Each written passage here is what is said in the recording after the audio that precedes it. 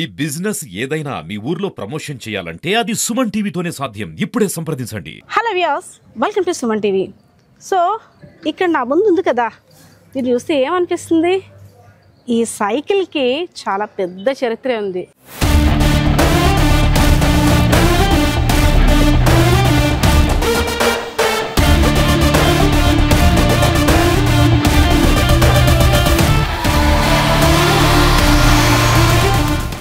స్వయంగా మన Andhra Pradesh deputy CM Pawan Kalyan గారు మెచ్చిన సైకిల్, దీనికి ఎంత చరిత్ర ఉంది కదా, ఆయన కూడా స్వయంగా రైడ్ చేసి 100 మార్క్స్ ఇచ్చారు. ఎవరికో కాదు, మన young hero, super talented Siddhu.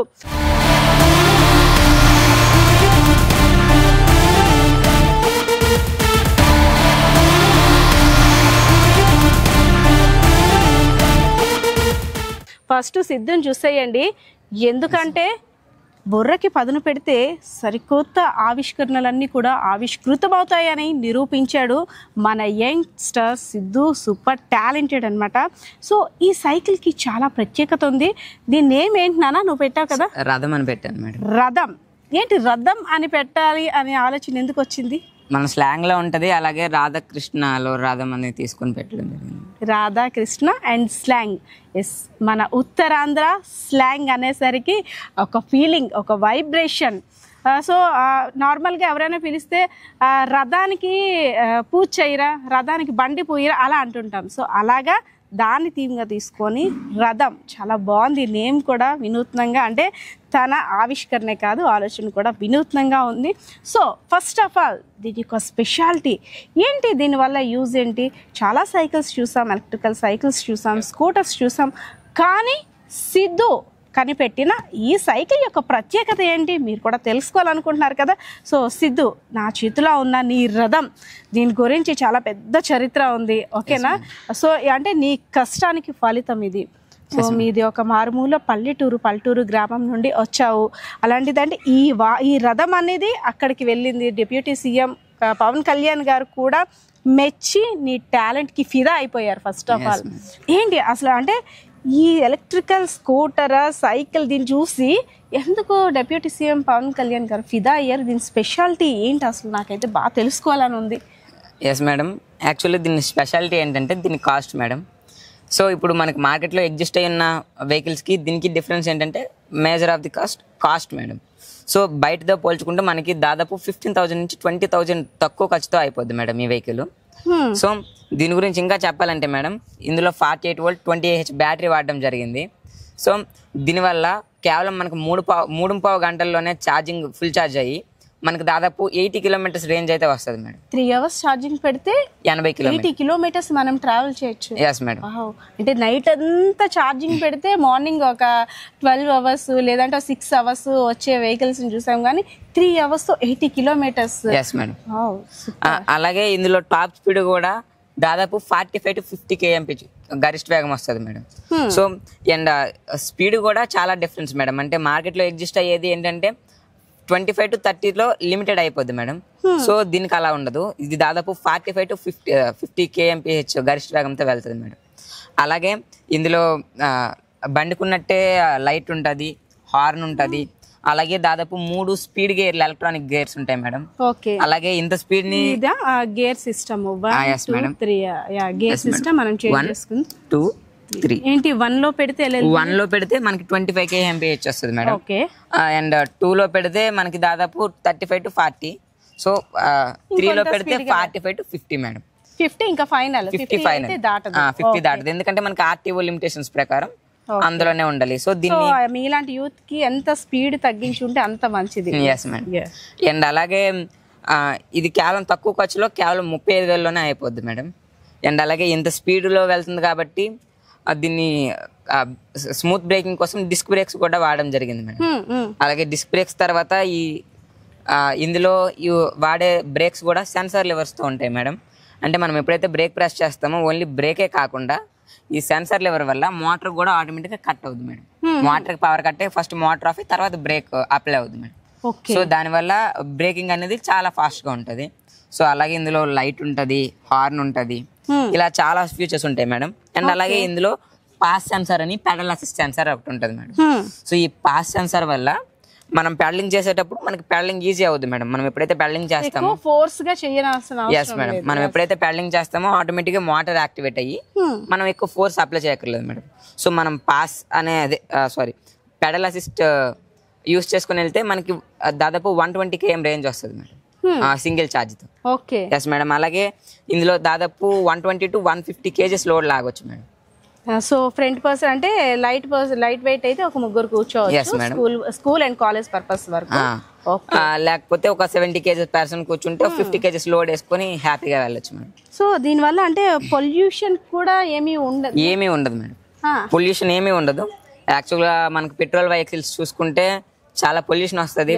అలాగే అందులో మాన్యువల్ గేర్ బాక్స్ ఉంటుంది కాబట్టి అందులో ఇంజిన్ ఆయిల్ చేంజ్ చేయడం, అలాగే గేర్ ఆయిల్ చేంజ్ చేయడం, లేకపోతే క్లచ్ ప్లేట్లని, బ్రేక్ ప్లేట్లని చాలా ఉంటాయి. ఇందులో అవేమీ ఉండవు మేడం. కేవలం సైకిల్ మెయింటెనెన్స్తో ఒక బండిని వదలొచ్చు మేడం. సో ఓకే, దీని ఓవరాల్గా మొత్తానికి అంటే నువ్వు ఇంత అనుకుంటావు కదా, సో ఒక ఇలాంటి సైకిల్ తయారు చేయడానికి ఇంత అమౌంట్ అని ఫస్ట్ ఒక ఎస్టిమేషన్ వేసుకుంటావు. ఇది ఫైనల్ అవుట్పుట్ వచ్చేసరికి అది పెరగొచ్చు తగ్గొచ్చు. సో ఫస్ట్ నువ్వు వేసుకున్న ఎస్టిమేషన్ ఎంత, దానికి రీచ్ అయ్యా ఎలా? ఎస్ మేడం, ఫస్ట్ నేను వేసుకున్న ఎస్టిమేషన్ వచ్చేసి 30,000. ఓకే, సో 30,000 పెట్టి అన్ని తెప్పించిన తర్వాత దీనికి సీట్లు కానీ పెయింట్ కానీ ఎక్స్ట్రా ఒక 5,000 అయితే ఖర్చు పెట్టాం మేడం. సో టోటల్లీ 35,000 లో ఈ వెహికల్ అయితే రెడీ అయిపోయింది మేడం. 35,000 కి కేవలం 35 ఫ్యూయల్ ఖర్చు లేదు. ఎస్ మేడం, కేవలం 6 రూపాయలతో 80 కిలోమీటర్లు ప్రయాణించవచ్చు. బాబోయ్, అసలు మేము కాలేజ్కి వెళ్ళేటప్పుడు ఎందుకు ఇలాంటివన్నీ ఎవరు కనిపెట్టలేదు అనిపిస్తుంది నాకైతే. సో అంటే ఇది తీసుకున్న తర్వాత deputy CM first Pawan Kalyan గారు దీని గురించి అనాలిసిస్ ఇచ్చావు, దీని గురించి ఫస్ట్ ఏం అడిగారు నిన్ను? ఎస్ మేడం, ఫస్ట్ మేము అక్కడికి వెళ్తున్నప్పుడు పవన్ కళ్యాణ్ సార్ మాట్లాడుతున్నారు వేరే వాళ్ళతో. మాట్లాడిన తర్వాత మమ్మల్ని పిలిచారు. వెళ్ళిన తర్వాత సైకిల్ మొత్తం చూసి ప్రతిదీ క్షుణ్ణంగా అడిగి తెలుసుకున్నారు. తర్వాత నా చేతిలో ఉన్న తాళం తీసుకొని సారే దీన్ని డ్రైవ్ కూడా చేయడం జరిగింది. కానీ అదొక బెస్ట్ మూమెంట్ అనిపిస్తుంది కదా, ఏదైనా మనం చేస్తే చూస్తాము తర్వాత సరేలే చేద్దాము అని, టైం తర్వాత చూద్దాము అనే వాళ్ళు చాలా మంది ఉంటారు. కానీ ఎంత కష్టపడి నువ్వు ఇక్కడే తీసుకొచ్చావు, ఇలాంటి యూత్ స్టార్స్ని ఎంకరేజ్ చేయాలని తను స్వయంగా పట్టుకొని అంటే ట్రైల్ కూడా చేసి చూపించి హ్యాపీ అనిపించిందా? చాలా హ్యాపీ అనిపించింది మేడం.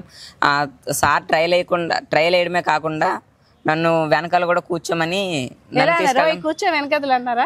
ఇద్దరికి అవుద్దా అని అడిగారు మేడం. ఫస్ట్ అవుద్ది మేడం, అవుద్ది సార్ అంటే సరే కూర్చో అనేసి ఎక్కించి తీసుకెళ్లి ఆఫీస్ చుట్టూ ఒక 2 రౌండ్లు కూడా వేయడం.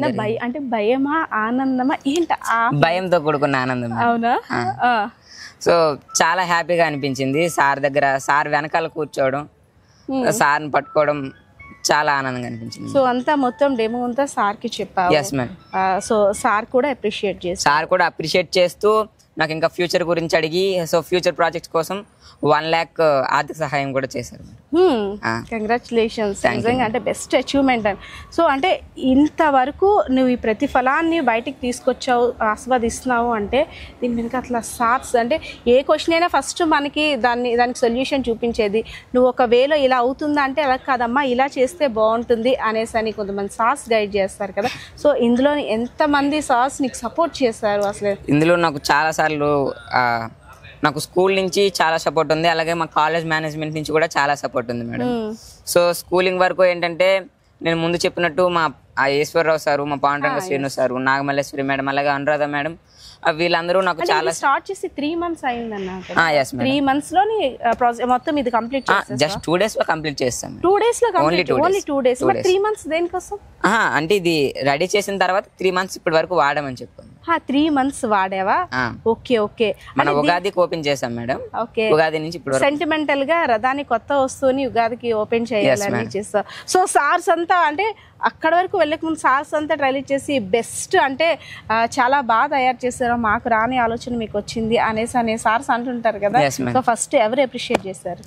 ఫస్ట్ ఇక్కడ మా కాలేజ్లోనే అప్రిషియేట్ చేశారు మేడం. నేను ఇక్కడ తీసుకొచ్చిన తర్వాత ఈవెన్ మా ప్రిన్సిపల్ సార్ కూడా దీన్ని డ్రైవ్ చేసి, మా స్టాఫ్ కూడా దీన్ని డ్రైవ్ చేసి చాలా బాగుందని మెచ్చుకున్నారు మేడం. చాలా సంతోషంగా అనిపించింది. సో అంటే నీకు ఇంత బ్యాక్ సపోర్ట్ ఇచ్చి అంటే నువ్వు ఇంకా ఇంకా మంచి మంచి ఇన్వెన్షన్స్ కొత్తగా ఇంకా ఆలోచించాలి తీసుకురావాలని. సో మీ ప్రిన్సిపల్ సార్తో నేను ఒక్కసారి మాట్లాడాలి. అండ్ నీలాంటి యంగ్స్టర్స్కి ఎంకరేజ్ చేస్తున్న ఆయన కూడా నేను స్పెషల్ థ్యాంక్స్ చెప్పాలి. ఒకసారి పిలుస్తా? Okay madam. ఎస్ పిలు సార్. నమస్తే. నమస్తే మేడం. నాకంటే ఎలా నా హ్యాపీనెస్ని ఎలా షేర్ చేసుకోవాలో కూడా అర్థం అవ్వట్లేదు. యంగ్స్టర్స్ అంతగా ఆలోచించే వయసు కూడా కాదు. ఈవెన్ ఈ ఏజ్లో పిల్లలు ఎలా ఆలోచిస్తారంటే 10th అయింది, ఇంటర్మీడియట్కి వచ్చాము, అప్పుడంతా ఎడ్యుకేషన్ స్ట్రగుల్ అయ్యాము. సో ఇంటర్మీడియట్కి వచ్చేసరికి కాస్త లైఫ్ ఎంజాయ్ చేయాలి, మంచిగా తిరగాలి ఫ్రెండ్స్ తోటి అనేసని ఒక పక్క లైఫ్ గురించి అంబిషన్స్ ఉన్నా సరే కొంత ఎంజాయ్మెంట్ టైం ఇస్తారు. కానీ మన సిద్ధు దాని చదువుతో పాటు కొత్తగా ఒక 10 మందికి కాదు చాలా మందికి ఉపయోగపడే ఇలాంటి స్కూటర్ సైకిల్ని కనిపెట్టాడు కదా. ఎలా అనిపిస్తుంది సార్ మీకు? చాలా ఆనందంగా ఉంది మేడం. ఎస్. రాజాబ్ సిద్ధు మా కళాశాలలో సెకండ్ ఇయర్ ఇంటర్మీడియట్ చదువుతున్నాడు. ఈ విద్యార్థి ఏంటంటే ఎప్పుడైనా కూడా మనం చరిత్ర తీసుకున్నా కూడా చాలా కష్టాల్లో నుంచి ఎప్పుడైనా మనకు కొత్త ఇన్వెన్షన్స్ అనేటువంటి వస్తాయండి. ఇక్కడ కూడా అదే జరిగింది మేడం. ఈ అబ్బాయి రాజాం నుండి సుమారుగా ఒక 17 కిలోమీటర్ల దూరంలో ఉన్నటువంటి విలేజ్ నుండి రోజు రావటం జరుగుతుందండి. అయితే ఇందులో కొంత భాగం కాలినడకన, ఆ తర్వాత బస్సు అది దొరకకపోతే ఆటో మీద సుమారు రోజుకు ఒక 60 రూపాయల వరకు ఈ అబ్బాయికి ఖర్చు అయ్యేదన్నమాట. సో ఆ శ్రమ, ఆ కష్టం అంతా కూడా ఈయన 1 సంవత్సరం అనుభవించాడండి. తర్వాత ఒక కొత్త ఆలోచన చేశాడండి. దీనికి ప్రేరణ ఎక్కడ పడిందంటే అతను ఇంతకు ముందు చదివినటువంటి స్కూల్లో చాలా వరకు ఆయన ఈ సైన్స్ ఫెయిర్లోను వాటిలోనూ పార్టిసిపేట్ చేసి mandal level, district level, state లెవెల్లో కూడా పార్టిసిపేట్ చేసి అక్కడ అనేక బహుమతులు పొందాడండి. అక్కడ నేర్చుకున్నటువంటి నాలెడ్జ్ని ఉపయోగించుకొని ఒక మామూలు సైకిల్ని ఒక ఎలక్ట్రికల్ సైకిల్గా కన్వర్షన్ చేశాడండి. సో ఈ విధంగా చేయడం అనేటువంటిది మాకు చాలా ఆనందంగా ఉందండి. ఇప్పుడు కేవలం 6 రూపాయలతో 80 కిలోమీటర్లు ప్రయాణించగలుగుతున్నాడు అనమాట. రోజుకి 60 రూపాయల నుండి 6 రూపాయలకి తన ఖర్చుని తగ్గించుకోవడం జరిగింది.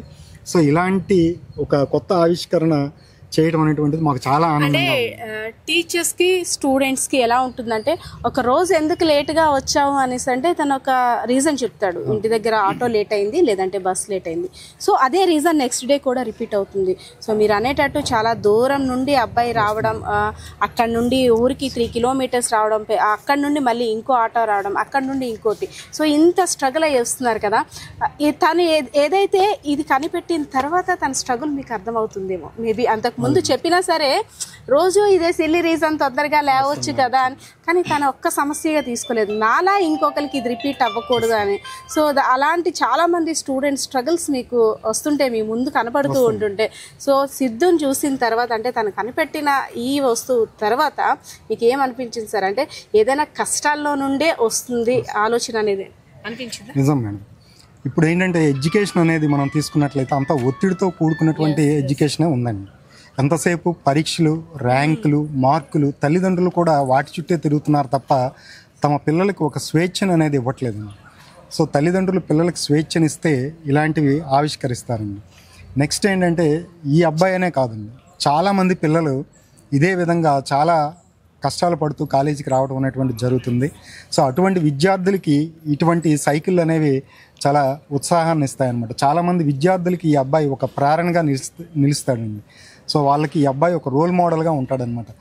ఆ పిల్లలు కూడా ఇటువంటిదే ఏదో ఒక సైకిల్నో లేదా ఏదో ఒక కొత్త విషయాన్ని కనుక్కొని మేము కూడా ప్రజల్లో అలాగే మన రాష్ట్రంలో మంచి గుర్తింపుని, పేరుని తెచ్చుకోవాలనేటువంటి ఆశతో ఈయన ఒక రోల్ మోడల్గా స్వీకరిస్తారని నేను అనుకుంటున్నాను. సార్ ఎందుకు సార్ ఈవెన్ పేరెంట్స్ కానీ టీచర్స్ కానీ ఎందుకు అంటే చాలా మందికి సపోర్ట్ వాళ్ళ మనసులో ఆలోచన ఉన్నా సరే చెయ్యు, సక్సెస్ అయితే అయింది, ఫెయిల్ అయితే అయింది, ప్రయత్నించడంలో తప్పు లేదు అని ప్రోత్సహించడంలో కాస్త విఫలం అవుతున్నారని చెప్పుకో. ఎందుకంటే సక్సెస్ సాధిస్తే ఒకలా ఉంటుంది, చిన్న విషయంలో ఫెయిల్ అయితే అవి ఏమైనా తిండి పెడితే కూడు పెడితే వేస్ట్ ఆఫ్ టైం, దీన్ని పట్టుకొని ఇన్ని రోజులు టైం వేస్ట్ చేస్తామంటూ అనేక మాటలు వస్తూ ఉంటుంటాయి. సో ఏంటి సార్ ఎలా చూడాలంటే సక్సెస్ మీద మాత్రమే కాన్సన్ట్రేషన్ చేయాలా, లేదు ఎందుకు రాదు అనే పంతంతో ఎలా కసి ఉండాలా, అసలు ఎలా సక్సెస్ని రీచ్ అవ్వాలంటే ఏంటి మార్గం? ఎప్పుడూ కూడా మేడం మనం ఒక సక్సెస్ని రీచ్ అయ్యే ముందు చాలా ఫెయిల్యూర్స్ అనేవి ఉంటాయండి. ఎందుకంటే ఫెయిల్యూర్స్ ఆర్ సక్సెస్ స్టోన్ అనేటువంటిది మనం చెప్తాం కాబట్టి సో ఫెయిల్యూర్స్ అనేవి ఉంటాయి. ఈ అబ్బాయి కూడా కొన్ని ఫెయిల్యూర్స్ని చూసే ఉంటాడు. చూసిన తర్వాత ఒక పట్టుదల, మనిషికి కావాల్సింది అది మేడం.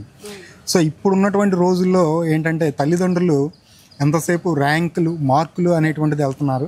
అలా కాకుండా పిల్లలకు ఒక మంచి స్వేచ్ఛనిస్తే ఆ పిల్లలు కూడా ఒక పట్టుదలతో ఏదో ఒకటి సాధిద్దాం అనేటువంటి ఒక మంచి కోరికతో మరిన్ని విజయాలను సాధించే అవకాశం ఉంది. కాబట్టి సో నేను తల్లిదండ్రులకి రిక్వెస్ట్ చేసేది ఒకటే అండి, మీ పిల్లలకి పూర్తిగా స్వేచ్ఛనివ్వండి. మార్కుల వైపు కాకుండా కొత్త వాళ్ళు ఏదైతే ఇష్టపడుతున్నారో ఆ దిశగా వాళ్ళని అడుగులు వేసేటట్టు ప్రోత్సహించండి. అప్పుడే ఒక మంచి రిజల్ట్ను మనం తీసుకొచ్చి ఇలాంటి కొత్త ఆవిష్కరణలు అనేవి మన భారతదేశంలో ముందుకి భారతదేశాన్ని నడిపిస్తాయి.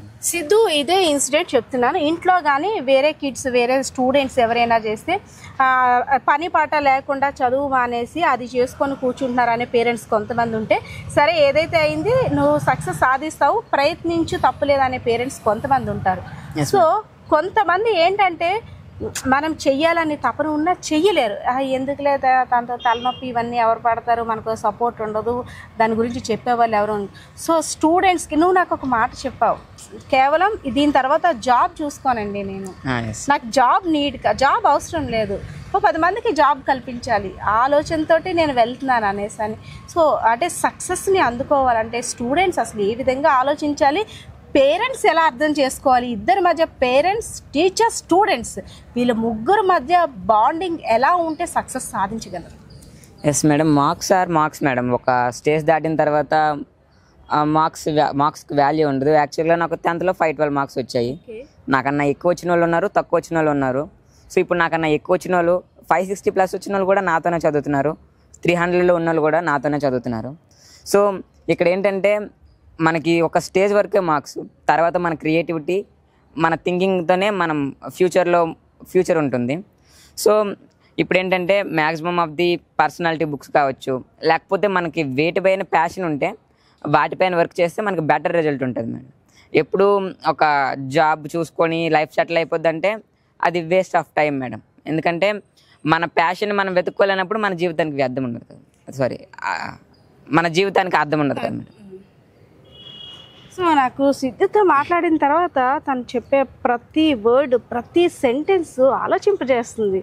నిజం, చదివామా, మార్కులు వచ్చాయా, నెక్స్ట్ జాయిన్ అయ్యామా, అందులో మార్కులు వచ్చాయా, సరే ఈ మార్కులు పట్టుకొని ఉద్యోగాలు చేసామా, అది కాదు లైఫ్. ఎడ్యుకేషన్ ఈజ్ పార్ట్, కానీ మన ఆలోచనలకి పదును పెట్టాలి, మనలో ఉండే స్కిల్స్ని బయటికి తీయాలి. సో సక్సెస్ అలా వచ్చి పడుతుంది మన ఆలోచనలు కానీ బుర్రకు కానీ పదును పెడతానే. తన ఒక ఆలోచనతో తను ఆడే ప్రతి మాట కూడా చాలా కాన్ఫిడెంట్గా మాట్లాడుతున్నాను. నాకైతే చాలా ప్రౌడ్గా ఉంది.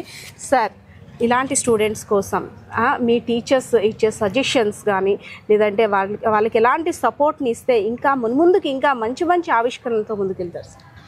మేడం, ఈ రోజుల్లో మనకి అన్నీ అందుబాటులో ఉన్నాయండి. సో ఒక మంచి ఇక్కడ చదివే విద్యార్థులకైతే ఒక మంచి కాలేజీ ఉంది, మంచి లైబ్రరీ ఉంది.